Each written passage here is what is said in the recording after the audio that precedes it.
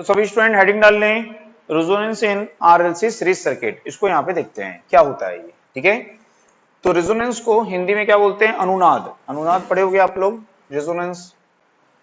तो यहाँ पे ये रेजिस्टेंस है, इंडक्टेंस है एंड कैपेसिटेंस है। ये एसी सप्लाई है, इसको एसी वोल्टेज अप्लाई किए। रेजिस्टेंस का होता है रेजिस्टेंस, है ना।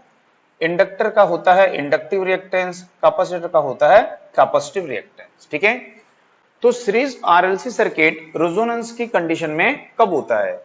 तो इस सर्किट में यदि इसका जो इंडक्टिव रिएक्टेंस है सर्किट के कैपेसिटिव रिएक्टेंस की वैल्यू के इक्वल होगा। तो आरएलसी सीरीज सर्किट में यदि सर्किट का इंडक्टिव रिएक्टेंस सर्किट के कैपेसिटिव रिएक्टेंस के इक्वल होगा तो इस सर्किट को क्या बोलेंगे? रेजोनेंस सर्किट बोलेंगे। ठीक है, तो ये रेजोनेंस की कंडीशन है कि आरएलसी सीरीज सर्किट रेजोनेंस की कंडीशन में कब आता है। आई बात समझ में सबको? ठीक है, तो उसमें फर्स्ट पॉइंट लिखिए, सीरीज सर्किट में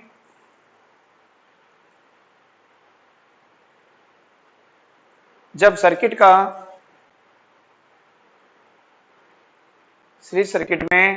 सर्किट का इंडक्टिव रिएक्टेंस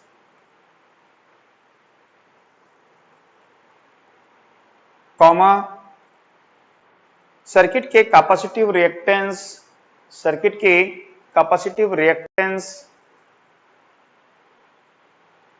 की वैल्यू के इक्वल होता है,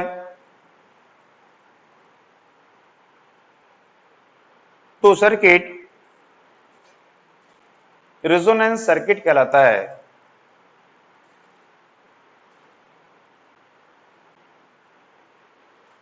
ठीक है, तो ये कंडीशन है, ये कंडीशन आपको याद रखनी है कि रेजोनेंस की कंडीशन कब आती है? जब XL इज इक्वल टू क्या होता है? XC होता है। ठीक है, उसको नोट करिए।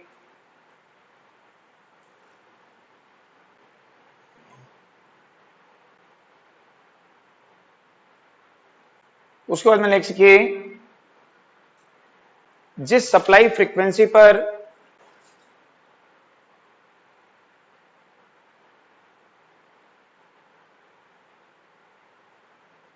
सीरीज सर्किट रेजोनेंस की कंडीशन में होता है, जिस सप्लाई फ्रीक्वेंसी पर सीरीज सर्किट रेजोनेंस की कंडीशन में होता है उसे रेजोनेंस फ्रीक्वेंसी कहते हैं।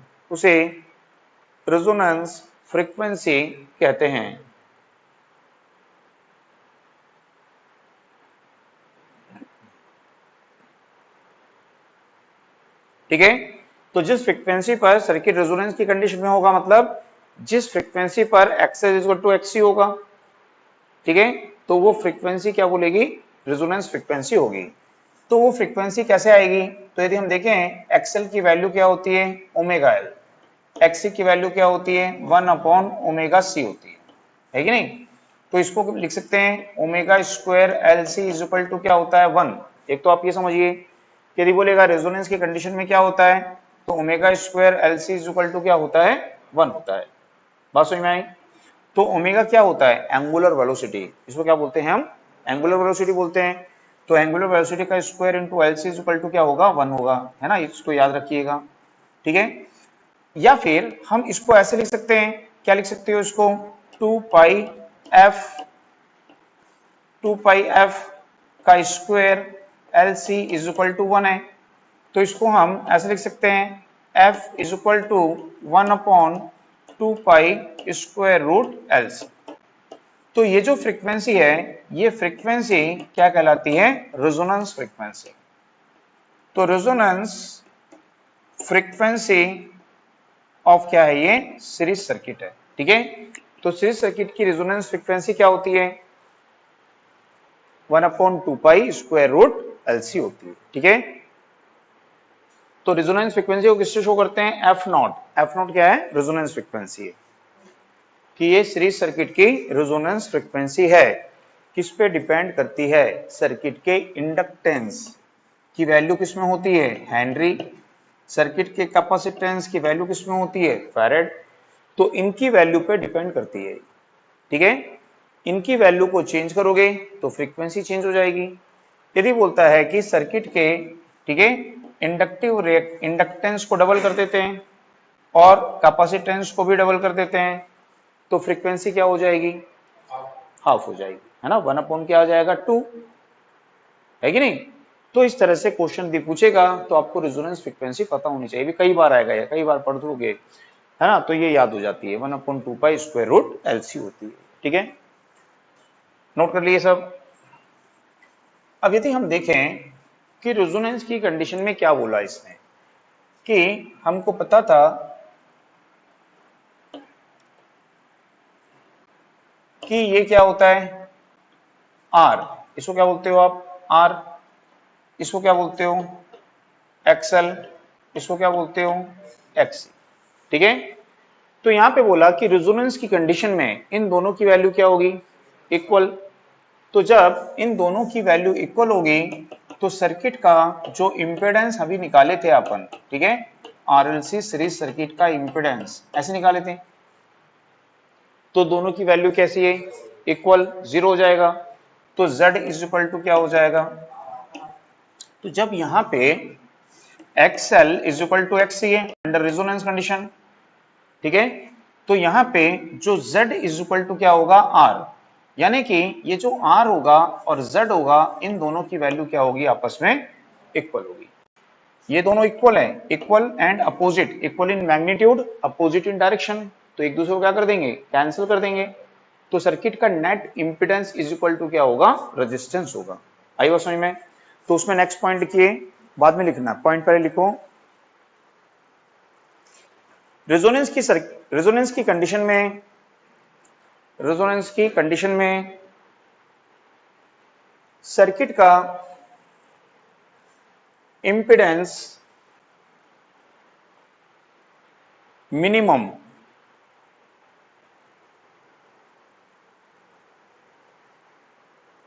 होता है,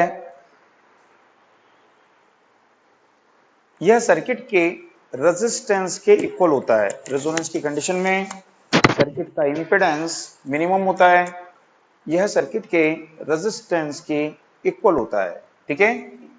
तो इंपेडेंस जो है इसकी वैल्यू क्या होगी, मिनिमम, और किसके इक्वल होगी, ये सर्किट के रेजिस्टेंस के इक्वल होगी, ठीक है।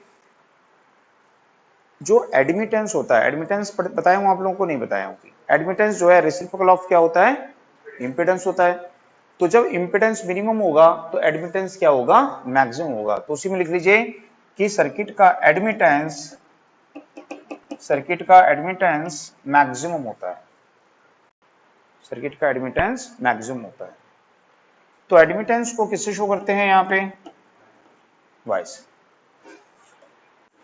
अब यहां पे यदि आपको बोला जाए कि इस सर्किट का जो इंपेडेंस है वो मिनिमम है, तो इस सर्किट की करंट क्या होगी, तो करंट कैसे निकालते हैं, तो करंट जो होती है, ठीक है, ये I0 यानी रेजोनेंस करंट, ठीक है। तो करंट कैसे निकालते हैं, तो करंट निकालते हैं V बाई, ठीक है। तो जब इंपेडेंस मिनिमम होगा रेजोनेंस की कंडीशन में, तो फिर रेजोनेंस करंट क्या होगी यहाँ पे, मैक्सिमम, ठीक है। तो नेक्स्ट पॉइंट इसमें के रेजोनेंस की कंडीशन में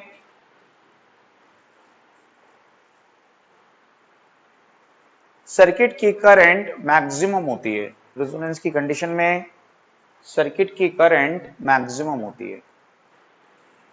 तो यदि आपको बोला जाए कि किसी सर्किट में करंट इंक्रीज हो गई, बढ़ गई है, तो जब करंट इसमें बढ़ जाएगी सर्किट में, तो ये जो रेजिस्टेंस है इसमें क्या होता है, I2R लॉस, पावर डिसिपेट करता है। तो इसमें जो पावर डिसिपेशन होगा उसकी वैल्यू भी क्या होगी, इंक्रीज हो जाएगी, ठीक है। तो पावर डिसिपेशन रेजोनेंस की कंडीशन में क्या होगा, मैक्सिमम होगा। तो उसमें नोट करिए, रेजोनेंस की कंडीशन में सर्किट का पावर डिसिपेशन मैक्सिमम होता है, रेजोनेंस की कंडीशन में सर्किट का पावर डिसिपेशन मैक्सिमम होता है, ठीक है। तो पावर डिसिपेशन मैक्सिमम होता है मतलब कि ये रेजोनेंस पावर है, और रेजोनेंस पावर क्या होगी, यहाँ पे मैक्सिमम होगी, क्योंकि रेजोनेंस करंट जो है ये मैक्सिमम है और इसका स्क्वायर इनटू क्या है, रेजिस्टेंस। ठीक है, इसको नोट लीजिए, पी नॉट यानी रेजोनेंस पावर, पी नॉट यानी रेजोनेंस पावर, आई नॉट यानी रेजोनेंस करंट का स्क्वायर इनटू रेजिस्टेंस। तो पावर डिसिपेशन मैक्सिमम होगा बिकॉज करंट मैक्सिमम होती है। ठीक है, अब सर्किट का जो पावर फैक्टर होता है, पावर फैक्टर को क्या लिखते हो आप, cos फाई। तो cos फाई क्या होता है, r बाई जेड। r और z क्या है, इक्वल। तो r बाई r या z बाई z लिख सकते हो, तो क्या आएगा, तो सर्किट का पावर फैक्टर क्या होगा। तो याद रखना है, सीरीज रेजोनेंस हो या फिर पैरेलल रेजोनेंस हो, दोनों ही रेजोनेंस में सर्किट का पावर फैक्टर क्या होता है, यूनिटी होता है। तो उसमें नोट कर लीजिए, सीरीज एंड पैरेलल दोनों रेजोनेंस में, सीरीज एंड पैरेलल दोनों रेजोनेंस सर्किट में पावर फैक्टर यूनिटी होता है। सीरीज एंड पैरेलल दोनों रेजोनेंस सर्किट में पावर फैक्टर यूनिटी होता है।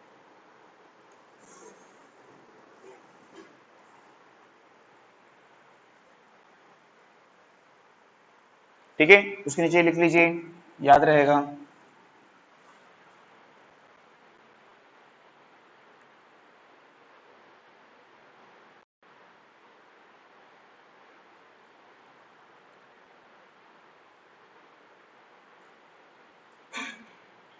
बात समझ में आई सबको।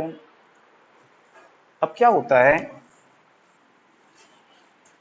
कि अपन क्या बोल रहे हैं यहाँ पे कि जो रेजोनेंस सर्किट है, इस सर्किट में ये दोनों कैसे हैं, इक्वल है, इक्वल है। ठीक है, और करंट कैसी होती है यहाँ पे, सेम। करंट कैसी होती है, सेम। तो जब करंट फ्लो होगी तो इसमें ड्रॉप करेगी, करंट फ्लो होगी तो इसमें भी ड्रॉप करेगी, दोनों में ड्रॉप होगा। तो जब दोनों का मैग्नीट्यूड रिएक्टेंस का इक्वल है तो वोल्टेज ड्रॉप का मैग्नीट्यूड भी क्या होगा, इक्वल होगा। ठीक है, तो यदि हम देखें कि जो वोल्टेज होती है उसको क्या लिखते हैं यहाँ पे, वी आर। ठीक है, इसको क्या लिखते हो आप, वी एल, और इसको क्या लिखते हो, वी सी। दोनों इक्वल एंड क्या है, अपोजिट इन डायरेक्शन है, तो क्या हो जाएंगी, कैंसल आउट हो जाएगी। ठीक है, तो फिर यहाँ पे हम v कैसे निकालते हैं, तो निकालते हैं वी आर का square plus V L minus V C का स्क्वायर, ऐसे लिखते हैं, या V C minus V L का स्क्वायर। तो ये दोनों कैसी हैं, इक्वल एंड अपोजिट हैं। ठीक है, तो रेजोनेंस की कंडीशन में जब XL is equal to XC होता है, ठीक है, तो V L is equal to क्या होगा, वी सी होगा। तो इन दोनों का डिफरेंस क्या हो जाएगा, जीरो। तो v इज इक्वल टू क्या होगा, वी आर। तो यहाँ पे जो ये वी आर है, रेजिस्टिव वोल्टेज ड्रॉप है, ये किसके इक्वल होगा। ठीक है, तो रेजोनेंस की कंडीशन में रेजिस्टिव वोल्टेज ड्रॉप की वैल्यू किसके इक्वल होती है, सप्लाई वोल्टेज या सोर्स वोल्टेज के इक्वल होती है। ठीक है, तो उसमें नोट करिए नेक्स्ट पॉइंट, रेजोनेंस की कंडीशन में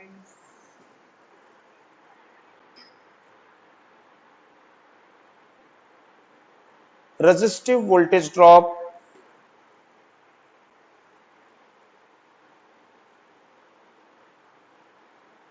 सोर्स वोल्टेज के इक्वल होता है। Resistive voltage drop source voltage के इक्वल होता है। ठीक है, उसके नीचे देखिए, ठीक है, ऐसे लिखो इसको, V R, V R is equal to क्या होगा, V, V R is equal to क्या होगा, वी। ऐसे लिखो कि resistive voltage drop is equal to क्या होगा, सोर्स वोल्टेज होगा। ठीक है, तो resistive voltage drop is equal to क्या होगा, सोर्स वोल्टेज होगा। इसको ऐसे लिखो, इसको नोट करना है तो कर लो नोट।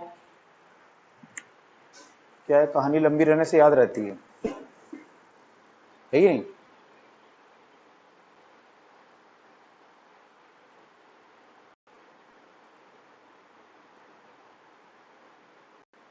तो ये भी बहुत इंपॉर्टेंट है ना, पूछता है कई बार ये, रेजोनेंस के कंडीशन में रेजिस्टिव वोल्टेज ड्रॉप किसके इक्वल होगा, तो सोर्स वोल्टेज के इक्वल होगा। ठीक है,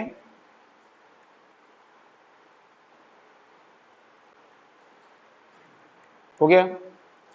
अब बोलता है कि रेजोनेंस की कंडीशन में जो ये सीरीज सर्किट होता है, ये क्या करता है, वोल्टेज मैग्निफिकेशन करता है।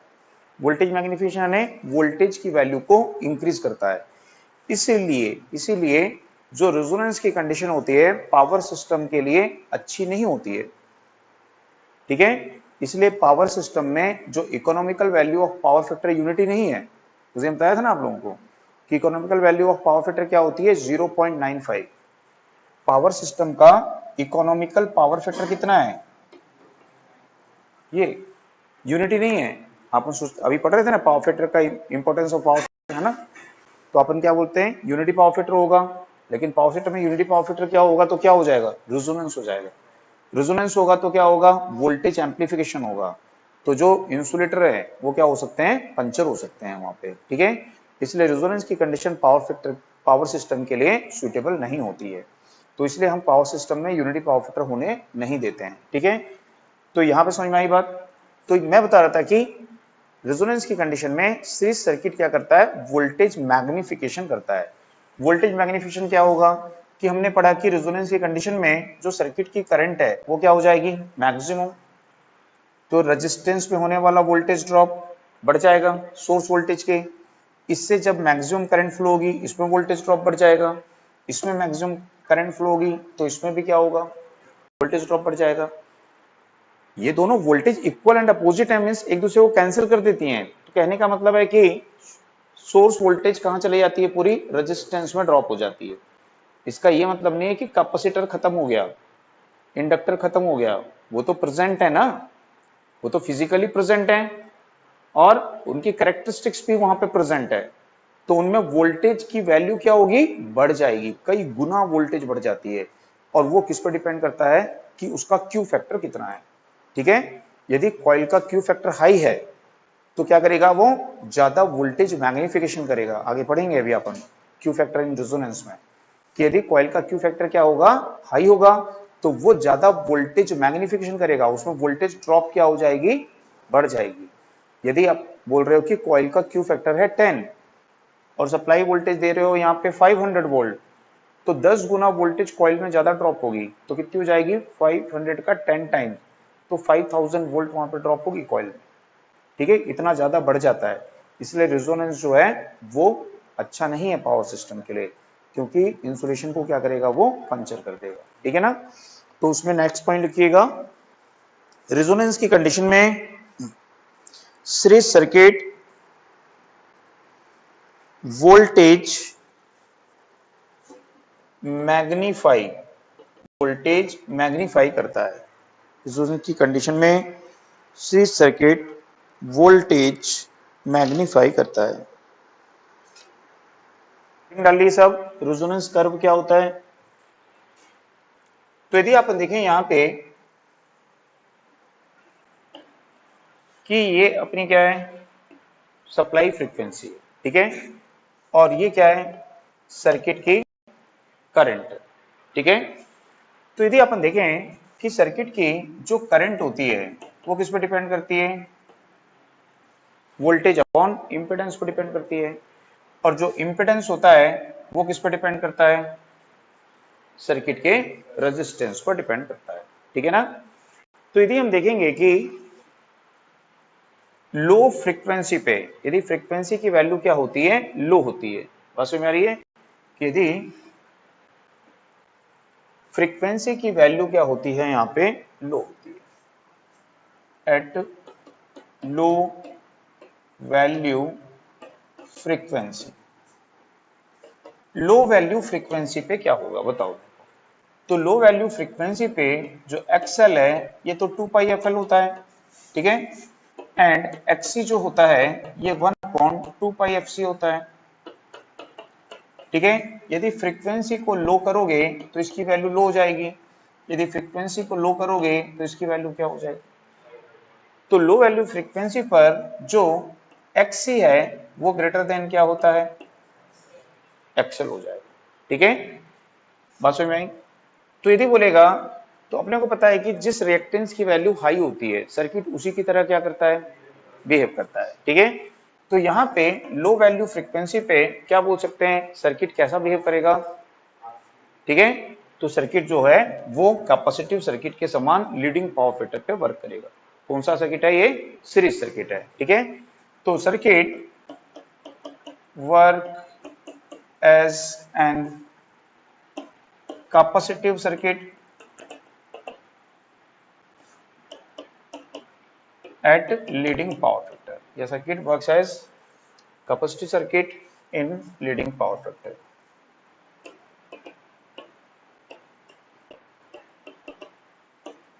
ठीक है।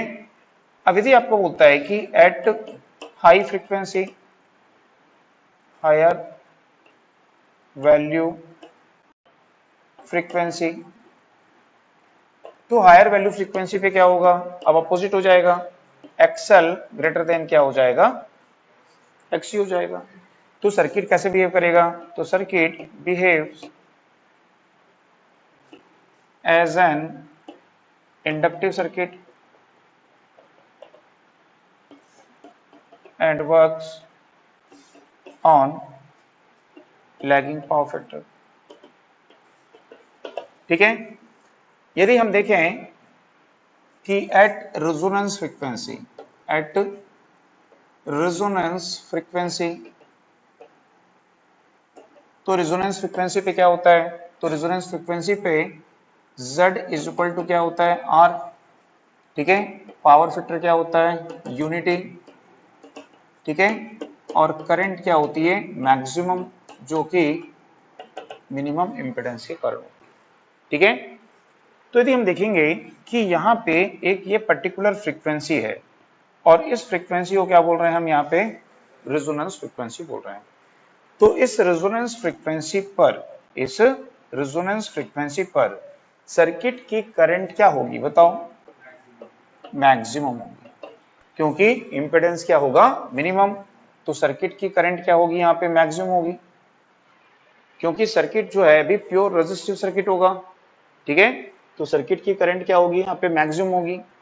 अब यदि हम बिलो रेजोनेंस फ्रीक्वेंसी करते हैं, ठीक है, तो इसको लो फ्रीक्वेंसी की जगह क्या कर सकते हो आप, बिलो रेजोनेंस फ्रीक्वेंसी लिख सकते हो इसको। तो हम यहां लिख सकते हैं बिलो रेजोनेंस फ्रीक्वेंसी। तो बिलो रेजोनेंस फ्रीक्वेंसी, तो बिलो रेजोनेंस फ्रीक्वेंसी क्या होगा, ठीक है, यहां पे तो यूनिटी फैक्टर है, Z is equal to R था, बिलो रेजोनेंस फ्रीक्वेंसी क्या होगा, ठीक है। तो बिलो रेजोनेंस फ्रीक्वेंसी, ठीक है, XC की वैल्यू क्या होगी, बढ़ेगी। तो अब सर्किट क्या होगा, कैपेसिटिव सर्किट, यानी रिएक्टेंस पिक्चर में आएगा, तो इंपेडेंस बढ़ेगा, सर्किट का इंपेडेंस क्या होगा, बढ़ेगा, और करंट का मैग्नीट्यूड क्या होगा, ऐसा डिक्रीज होगा। तो करंट का जो मैग्नीट्यूड है वो क्या होगा, डिक्रीज होगा। ठीक है। और यदि बोलता है कि अबव रेजोनेंस फ्रीक्वेंसी, तो बोलता है कि अबव रेजोनेंस फ्रीक्वेंसी, तो अबव रेजोनेंस फ्रीक्वेंसी क्या होगा, ठीक है, तो फिर इंपेडेंस पिक्चर में आएगा और रेजिस्टेंस से क्या हो जाएगा, वो हायर होगा, है कि नहीं, और करंट का मैग्नीट्यूड क्या होगा, डिक्रीज होगा। तो रेजोनेंस फ्रीक्वेंसी पे सर्किट की करंट क्या होती है, यहाँ पे मैक्सिमम होती है। ये रेजोनेंस करंट है, ये सर्किट की करंट है, मैक्सिमम होती है। बिलो रेजोनेंस फ्रीक्वेंसी, ठीक है, करंट का मैग्नीट्यूड क्या होगा, डिक्रीज होगा, और अबव रेजोनेंस फ्रीक्वेंसी भी करंट का मैग्नीट्यूड क्या होगा, डिक्रीज होगा, क्योंकि रेजोनेंस फ्रीक्वेंसी पे Z इज इक्वल टू क्या था, R। ठीक है। बिलो रेजोनेंस फ्रीक्वेंसी, यदि बिलो रेजोनेंस फ्रीक्वेंसी है तो Z is equal to R होगा क्या, Z ग्रेटर देन क्या होगा, R होगा। क्यों R होगा, क्योंकि अब यहां पे आपको लिखना पड़ेगा R स्क्वायर प्लस किसकी वैल्यू ज्यादा हो गई है, XC की, तो XC माइनस क्या लिखना पड़ेगा, XL। तो इन दोनों का डिफरेंस भी आएगा ना, तो जब इन दोनों का डिफरेंस आएगा तो फिर इंपेडेंस की वैल्यू तो R से बढ़ जाएगी, तो इंपेडेंस की वैल्यू बढ़ेगी तो फिर क्या होगी, सर्किट की करंट का मैग्नीट्यूड क्या होगा, डिक्रीज होगा। सेम कंडीशन में आएगी अबव रेजोनेंस फ्रीक्वेंसी, वहां पे भी यही सिचुएशन आएगी। आई बात समझ में सबको। तो यहां पे अपन देखेंगे कि below resonance frequency series circuit कैसे बिहेव करेगा, कैपेसिटिव, और अबव रेजोनेंस फ्रीक्वेंसी कैसे बिहेव करेगा, ये सब एग्जाम में आता है, बात समझ में आ रही है ना। यदि बोलेगा कि RLC सीरीज सर्किट की रेजोनेंस फ्रीक्वेंसी है 1.1 मेगाहर्ट्ज, ये रेजोनेंस फ्रीक्वेंसी है, तो 1 मेगाहर्ट्ज फ्रीक्वेंसी पे सर्किट कैसे बिहेव करेगा, कैपेसिटिव 1.2 मेगाहर्ट्ज पे कैसे बिहेव करेगा, ठीक है। तो ये सब क्वेश्चन एग्जाम में आते हैं, ठीक है ना। तो यहाँ पे हम देख रहे थे रेजोनेंस कर्व। तो रेजोनेंस कर्व हमको किसमें रिलेशन बताता है, तो सर्किट में जो सप्लाई फ्रीक्वेंसी है उस फ्रीक्वेंसी को चेंज करने पर सर्किट की करंट में होने वाले वेरिएशन को क्या करता है, ये शो करता है, ठीक है। तो सर्किट की एक पर्टिकुलर फ्रीक्वेंसी जिसको हम कहते हैं रेजोनेंस फ्रीक्वेंसी, भी उस पे करंट का मैग्नीट्यूड क्या होता है, मैक्सिमम, पावर फैक्टर क्या होता है, यूनिटी। बिलो रेजोनेंस फ्रीक्वेंसी, ठीक है, करंट का मैग्नीट्यूड क्या होगा, डिक्रीज होगा, ठीक है। और सर्किट कैसे बिहेव करेगा, कैपेसिटिव। सीरीज सर्किट के लिए सिर्फ ये है, पैरेलल के लिए चेंज हो जाएगा। अबव रेजोनेंस फ्रीक्वेंसी क्या हो जाएगा यहाँ पे, तो करंट का मैग्नीट्यूड डिक्रीज होगा और सर्किट कैसे बिहेव करेगा, इंडक्टिव सर्किट की तरह बिहेव करेगा। आई बात समझ में सबको, इसको नोट करिए। पहले एक लाइन लिख लीजिए, उसमें एक लाइन लिखिए पहले, वह कर्व जो सप्लाई फ्रीक्वेंसी वेरी करने पर, वह कर्व जो सप्लाई फ्रीक्वेंसी वेरी करने पर सर्किट की करंट में होने वाले वेरिएशन को, सर्किट की करंट में होने वाले वेरिएशन को शो करता है, होने वाले वेरिएशन को शो करता है, रेजोनेंस कर्व कहलाता है, ठीक है। अब इसको नोट कर लीजिए पूरा।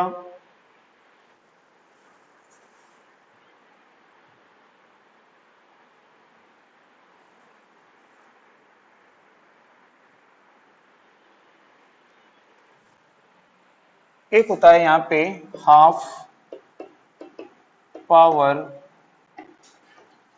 पॉइंट, हाफ पावर बैंडविड्थ, ठीक है, उसको देखते हैं।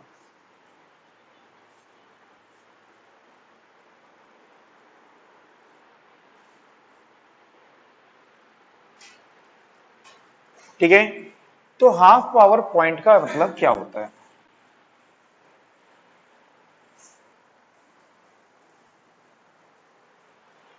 तो यदि अपन देखें कि एट रेजोनेंस फ्रीक्वेंसी,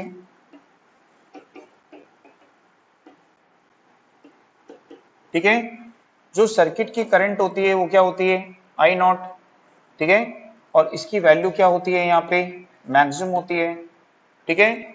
जो सर्किट का पावर डिसिपेशन होता है, पावर डिसिपेशन ऑफ सर्किट, ये भी अपन पढ़े क्या होता है, मैक्सिमम होता है, ठीक है। और वो पावर डिसिपेशन क्या होता है, आई नॉट स्क्वायर आर होता है, ठीक है। तो रेजोनेंस की कंडीशन में हम देखते हैं यहाँ पे कि जो सर्किट है उसकी करंट क्या है, आई नॉट, और वो क्या होती है, मैक्सिमम होती है रेजोनेंस फ्रीक्वेंसी पे। और सर्किट का जो पावर डिसिपेशन है रेजोनेंस की कंडीशन में क्या है, वो पी नॉट है, और वो मैक्सिमम होता है, किसके इक्वल होता है, वो रेजोनेंस करंट का स्क्वायर इनटू रेजिस्टेंस होता है। आई बात समझ में सबको। तो बोलता है कि यहां पे क्या करो, आप इस फ्रीक्वेंसी को डिक्रीज करो रेजोनेंस वैल्यू से, और इस फ्रीक्वेंसी को रेजोनेंस वैल्यू से क्या करो, इंक्रीज करो। तो फ्रीक्वेंसी को यदि हम डिक्रीज करते हैं तो क्या पिक्चर में आएगा, वहां पे इंपेडेंस, यहां पे क्या था, Z is equal to R था, है ना। तो ये देखें कि रेजोनेंस की कंडीशन में जो इंपेडेंस है वो किसके इक्वल है, रेजोनेंस इंपेडेंस किसके इक्वल होता है, सर्किट के रेजिस्टेंस के इक्वल होता है कि नहीं। लेकिन जब हम फ्रीक्वेंसी को बिलो रेजोनेंस फ्रीक्वेंसी करेंगे एंड अबव रेजोनेंस फ्रीक्वेंसी करेंगे तो resonance impedance is equal to R नहीं होगा। अब इंपेडेंस ग्रेटर देन क्या हो जाएगा, तो below resonance frequency and above resonance frequency जो रिएक्टेंस है वो पिक्चर में आता है, ठीक है, दोनों अब इक्वल नहीं रहेंगे। ये कंडीशन क्यों आई थी, ये कंडीशन क्यों आई थी, because X is equal to क्या था, इसलिए आई थी ना। तो हमको पता है कि बिलो रेजोनेंस फ्रीक्वेंसी क्या होता है, एक्सी ग्रेटर देन एक्सएल होता है, अबव रेजोनेंस फ्रीक्वेंसी, बात समझ में आ गई ना। तो जिसका रिएक्टेंस ज्यादा था सर्किट उसी की तरह बिहेव किया यहाँ पे, ये तो अपन सीरीज में लिखे ना अभी थोड़ी देर पहले, तो समझ में आया ये। तो यहाँ पे बिलो रेजोनेंस फ्रीक्वेंसी और अबव रेजोनेंस फ्रीक्वेंसी ये दोनों इक्वल नहीं होंगे और ना ही ये दोनों इक्वल होंगे। इंपेडेंस ग्रेटर देन ऑलवेज क्या होगा, रेजिस्टेंस होगा। तो जब इंपेडेंस इंक्रीज होगा सर्किट का तो करंट क्या होगी बताओ, करंट डिक्रीज होगी।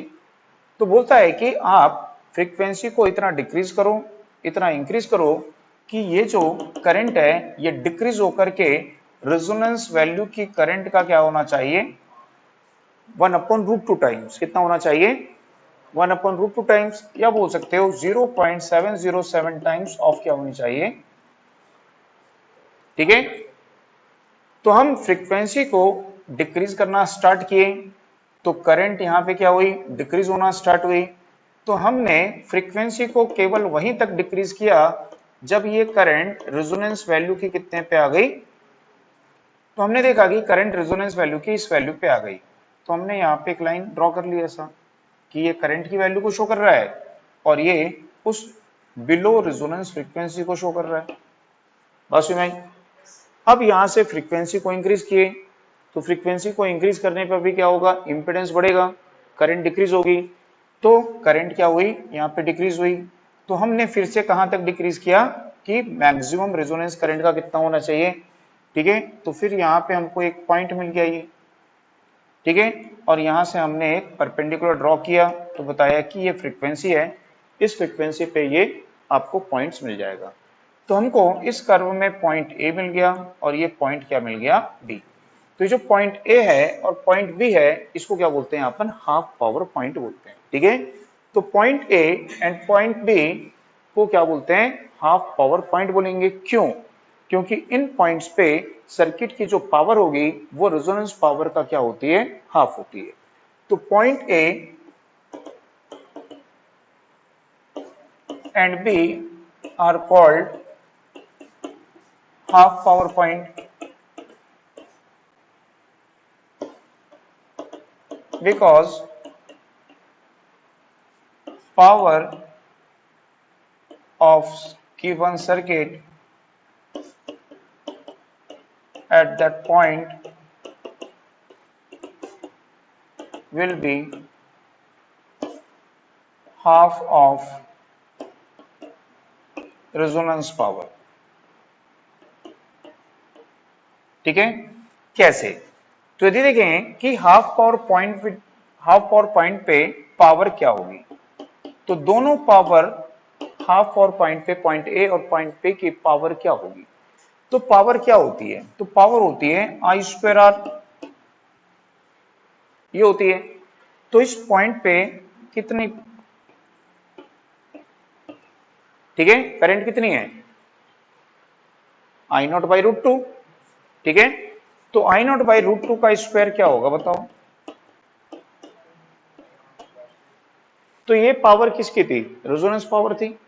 तो यदि अपन देखें कि पॉइंट ए और पॉइंट बी की जो पावर है वो रेजोनेंस पावर का क्या हो गई,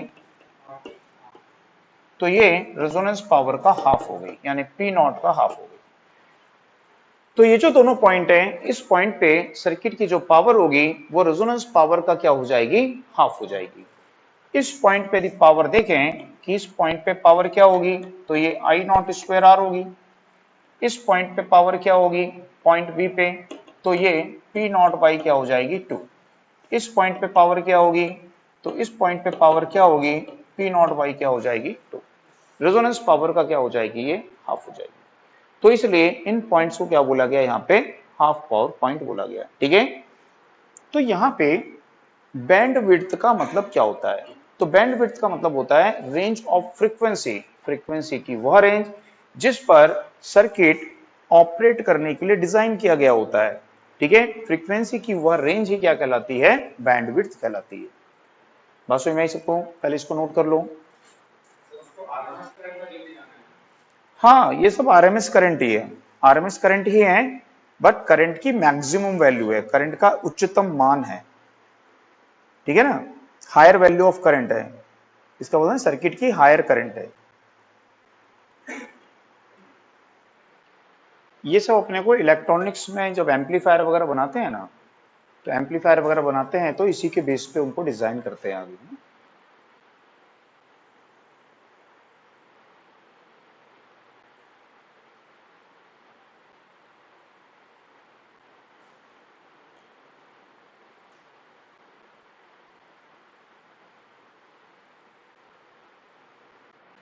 हो गया, नोट कर लिए। चलिए, तो यहां पे मैं बोल रहा था बैंड विड्थ क्या होती है, तो हेडिंग डालिए उसमें बैंड विड्थ। बैंड विड्थ, तो बैंड विड्थ क्या होती है, तो उसमें लिखिए फ्रीक्वेंसी की वह रेंज, फ्रीक्वेंसी की वह रेंज जिस पर, फ्रीक्वेंसी की वह रेंज जिस पर सर्किट ऑपरेट करने के लिए डिजाइन किया जाता है। फ्रीक्वेंसी की वह रेंज जिस पर सर्किट ऑपरेट करने के लिए डिजाइन किया जाता है,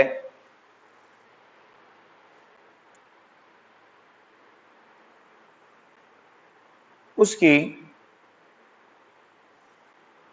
बैंड विड्थ कहलाती है।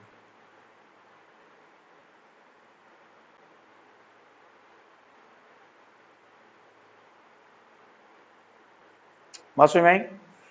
तो यहां पे देखेंगे कि ये जो फ्रीक्वेंसी है, इस फ्रीक्वेंसी से कम फ्रीक्वेंसी के लिए हम सर्किट को डिजाइन नहीं करेंगे, तो इसको क्या बोलेंगे, इसको बोलेंगे लोअर कट ऑफ फ्रीक्वेंसी। क्या बोलेंगे इसको, लोअर कट ऑफ फ्रीक्वेंसी। और इससे हायर फ्रीक्वेंसी पर ऑपरेट करने के लिए डिजाइन नहीं करेंगे, तो इसको क्या बोलेंगे, अपर कट ऑफ फ्रीक्वेंसी। ठीक है, तो यहां पे जो फ्रीक्वेंसी में चेंज है, ये क्या है, अपर कट ऑफ और लोअर कट ऑफ, इन दोनों का डिफरेंस क्या आएगा, चेंज इन फ्रीक्वेंसी। और यही क्या कहलाती है, बैंड विड्थ कहलाती है। ठीक है, यही क्या कहलाती है, बैंड विड्थ। तो बैंड विड्थ क्या होती है, तो बैंड विड्थ रेंज ऑफ क्या होती है, फ्रीक्वेंसी होती है। फ्रीक्वेंसी की क्या है, रेंज है, तो इसको क्या बोलेंगे, उसका ये बैंड विड्थ है। ठीक है, तो यहां पे ये जो बैंड विड्थ है, चूंकि इस बैंड विड्थ पे अपने को सर्किट में पावर कितनी मिल रही है, रेजोनेंस पावर का हाफ मिल रही है। बैंडविड्थ यानी ये दोनों डिफरेंस है, F2 पे कितनी मिल रही है, हाफ ऑफ रेजोनेंस पावर है, यहाँ पे भी क्या है, हाफ ऑफ रेजोनेंस पावर है। तो इस बैंडविड्थ को क्या बोलेंगे, हाफ पावर बैंडविड्थ बोलेंगे। ठीक है, तो इसको क्या बोलेंगे, हाफ पावर बैंडविड्थ। और 3 dB, 3 डेसिबल, 3 dB बैंडविड्थ। ठीक है, तो हाफ पावर बैंडविड्थ या 3 dB बैंडविड्थ किसको बोलते हैं, तो वह बैंडविड्थ जिस पर सर्किट की पावर जो होती है, रेजोनेंस पावर का क्या होती है, हाफ होती है। तो उस बैंडविड्थ को क्या बोलते हैं, हाफ पावर या 3 dB बैंडविड्थ बोलते हैं। तो ये जो बैंडविड्थ है, इस बैंडविड्थ को हम क्या बोलेंगे, यहाँ पे हाफ पावर बैंडविड्थ इसको बोलेंगे। आई बात समझ में? या फिर इसी को क्या बोलेंगे, 3 dB बैंडविड्थ इसको बोलते हैं, 3 डेसिबल। तो उसमें नोट करिए, वह बैंडविड्थ जिस पर सर्किट की पावर रेजोनेंस पावर का हाफ होती है,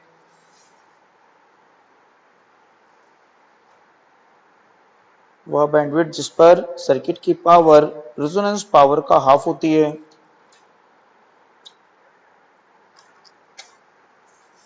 हाफ पावर बैंडविड्थ या 3 dB बैंडविड्थ कहलाता है।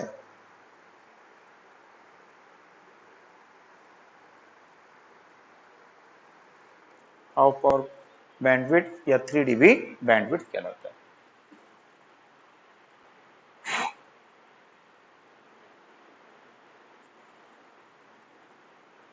क्लियर है सबको? देखो फर्स्ट टाइम पढ़ रहे हो कि थोड़ा अजीब लग रहा होगा, पहले पढ़े हो इसको, नहीं पढ़े हुए, लेकिन एग्जाम में क्वेश्चंस आते हैं इसमें से। कैसे क्वेश्चन आते हैं वो अभी देखते हैं। ठीक है,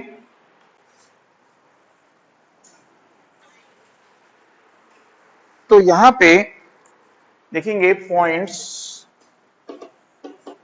regarding half power point A and B. तो हाफ पावर पॉइंट क्या है? ये वाला पॉइंट है हाफ पावर पॉइंट, ये पॉइंट है हाफ पावर पॉइंट। इन दोनों पॉइंट्स पे सर्किट की पावर हाफ होगी, इनके बीच में ज्यादा रहेगी, इनके बीच में क्या रहेगी? पावर ज्यादा रहेगी, है कि नहीं? तो हाफ पावर पॉइंट्स के रिगार्डिंग यहाँ पे आपको क्या याद रखना है कि हाफ पावर पॉइंट पर जो सर्किट की करंट होती है वो कितनी होती है? Current at half power point कितनी होती है? तो रेजोनेंस पावर का क्या होती है वो, सॉरी रेजोनेंस करंट का क्या होती है? 1/√2 टाइम्स होती है। तो उसको आपको याद रखना है कि हाफ पावर पॉइंट पे जो करंट है, करंट इज क्या होगी? रेजोनेंस करंट का हाफ होगी। जेड के समान दिख रहा है, तो रेजोनेंस करंट का क्या होगी? ये हाफ होगी। पास में और क्या याद रखना है कि करंट अपने आप कैसे हाफ हो जाएगी? कुछ बढ़ रहा होगा ना, क्या बढ़ रहा था? रिएक्टेंस बढ़ रहा है, ठीक है। तो एट हाफ पावर पॉइंट जो रिएक्टेंस ऑफ सर्किट होता है ये किसके इक्वल हो जाएगा? सर्किट के रेजिस्टेंस के इक्वल हो जाएगा। रिएक्टेंस बढ़ेगा ना, रिएक्टेंस की वैल्यू बढ़ते बढ़ते बढ़ते बढ़ते, ठीक है, कि यहाँ पे रेजोनेंस की कंडीशन में क्या था? तो रेजोनेंस की कंडीशन में Z is equal to R था, ठीक है, और X की नेट वैल्यू क्या थी? 0। नेट रिएक्टेंस 0 था ना, XL माइनस XC की वैल्यू 0 थी। लेकिन अब क्या हो रहा है? ये रिएक्टेंस पिक्चर में आ रहा है, रिएक्टेंस बढ़ रहा है, और बढ़ते बढ़ते बढ़ते बढ़ते रिएक्टेंस की वैल्यू किसके इक्वल हो गई? सर्किट के। तो अब ये क्या मिलेगा आपको यहाँ पे? इम्पीडेंस। जब परपेंडिकुलर और बेस इक्वल होते हैं तो एंगल कितना होता है बताओ? 45 डिग्री, tan थीटा, ठीक है। तो परपेंडिकुलर और बेस इक्वल होने पे एंगल कितना हो जाएगा? 45 हो जाएगा। तो यहां पे यदि अपन देखें कि ये दोनों की वैल्यू क्या होती है? इक्वल होती है। इस हाफ पावर पॉइंट पे सर्किट का रेजिस्टेंस और रिएक्टेंस इक्वल हो जाएंगे। क्या इंपेडेंस अब रेजिस्टेंस के बराबर होगा? पॉसिबल ही नहीं है।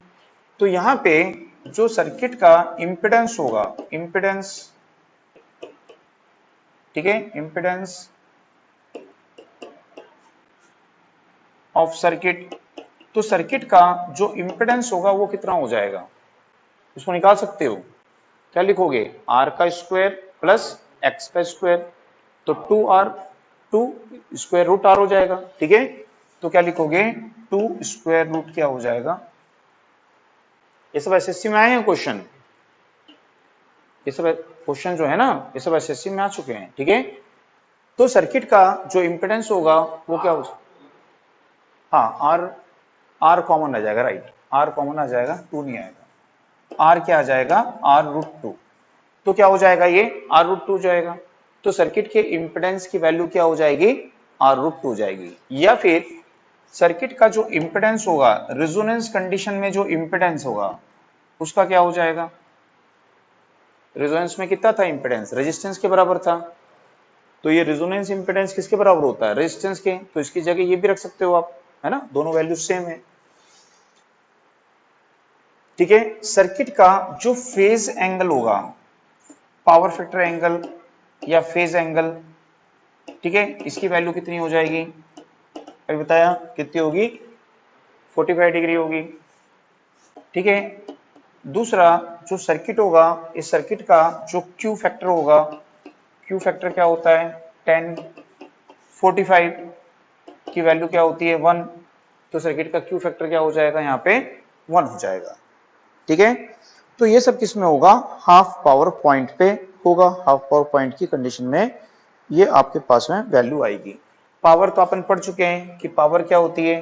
P1 is equal to P2 is equal to P0 by क्या होती है? 2, यानी कि रेजोनेंस पावर का क्या होती है? हाफ होती है, ठीक है। दूसरा यहाँ पे जो इसका बैंड विड्थ होगा, अभी बताया बैंड विड्थ क्या होगा, तो हाफ पावर बैंड विड्थ क्या होता है?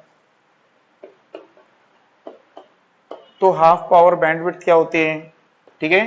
तो ये F2 माइनस क्या होता है? F1, ठीक है। या फिर जो अपना बैंडविड्थ होता है, हाफ पावर बैंडविड्थ, ठीक है, इसको अपन क्या बोलते हैं, resonance frequency upon Q factor at क्या होता है, रेजोनेंस होता है। या फिर इसको हम क्या लिख सकते हैं, यहां पे इसकी वैल्यू है यहां पे R upon 2πL, R upon 2πL, ठीक है। तो ये क्वेश्चन आ चुका है एग्जाम में कि बैंडविड्थ क्या होता है, बैंडविड्थ क्या होता है रेजोनेंस की कंडीशन में। रेजोनेंस की कंडीशन में सीरीज सर्किट का बैंडविड्थ क्या होता है, R/L, ठीक है। टाइम कांस्टेंट का क्या हो जाएगा, अपोजिट, R/, क्या होता है, L होता है। कैपेसिटेंस पे डिपेंड नहीं करता है, सर्किट के रेजिस्टेंस और इंडक्टेंस पे डिपेंड करता है, ठीक है। तो ये पॉइंट्स आपको हाफ पावर बैंडविड्थ के लिए याद रखना है। देखो इसमें सबसे इंपॉर्टेंट आप ये याद रखो, ठीक है, इसकी वैल्यू यहाँ पे होती है, पावर क्या होती है, हाफ, वो तो सबको पता है, इसलिए हाफ पावर पॉइंट बोलते हैं उसको। दूसरा आप यहाँ पे याद रखो कि हाफ पावर पॉइंट जो होता है, हाफ पावर बैंडविड्थ जो होता है, वो क्या होता है, resonance frequency upon Q factor होता है, ठीक है।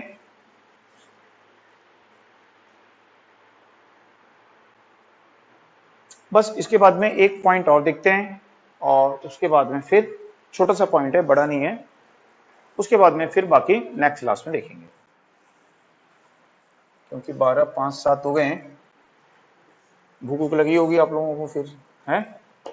तो यहां पे देखेंगे सेलेक्टिविटी, सेलेक्टिविटी। तो सेलेक्टिविटी क्या मतलब होता है कि यहां पे ये अपनी क्या है, फ्रीक्वेंसी है, और ये सर्किट की क्या है, यहाँ पे करंट है, ठीक है।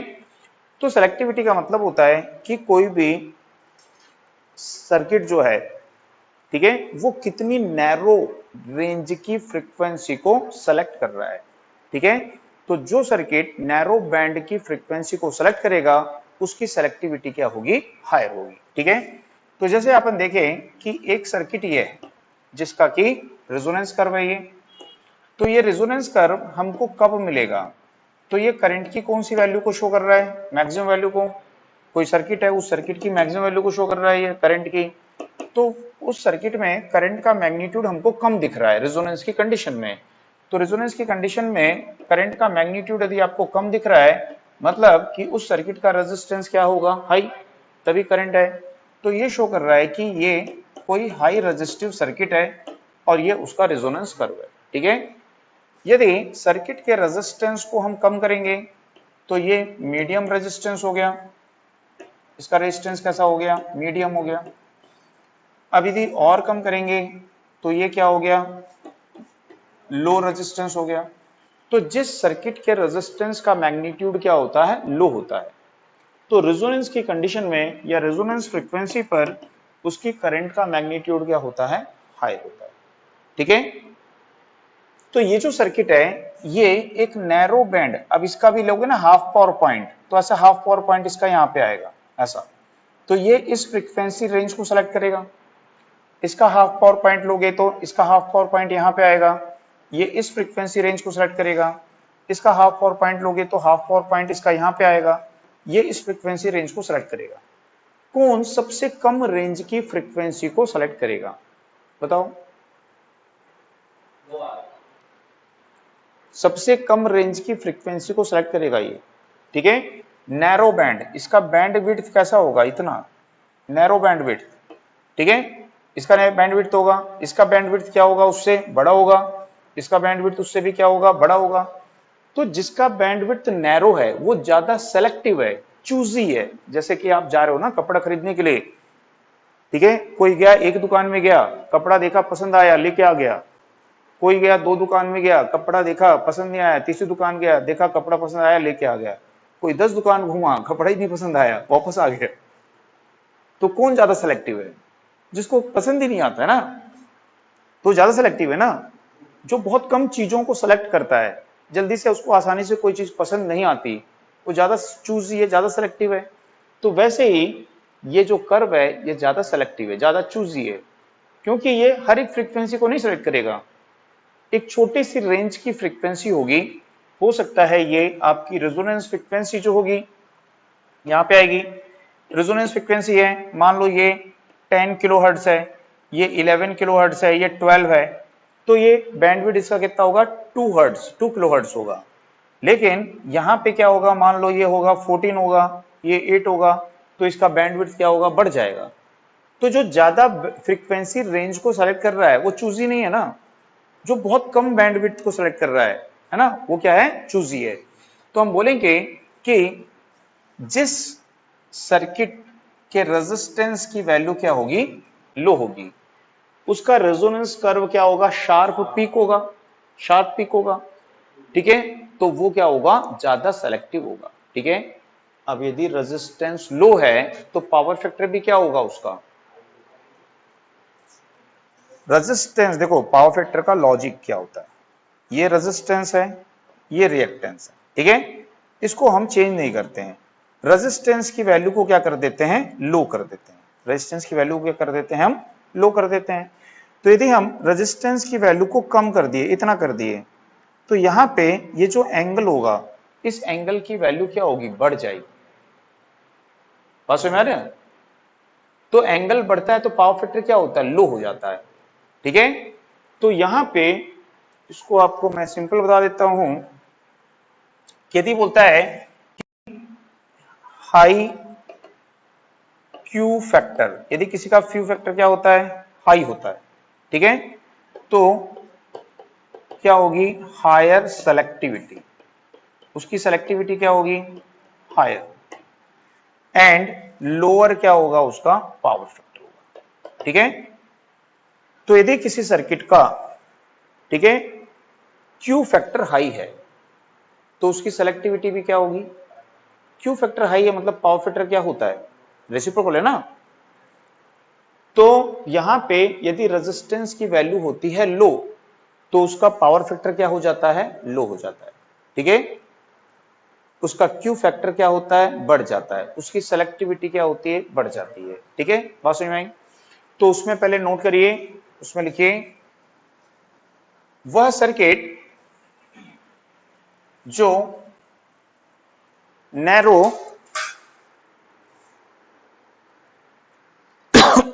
वह सर्किट जो नैरो बैंडविड्थ की फ्रीक्वेंसी को सेलेक्ट करता है,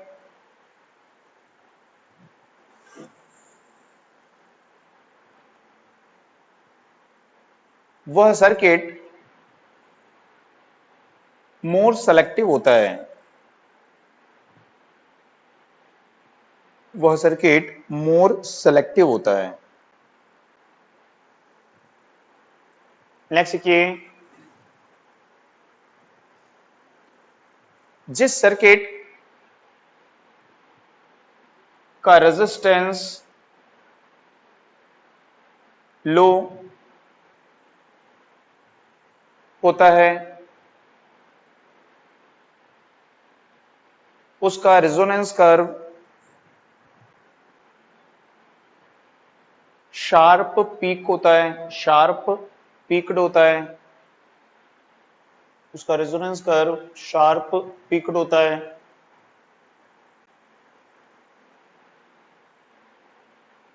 उसका पावर फैक्टर लो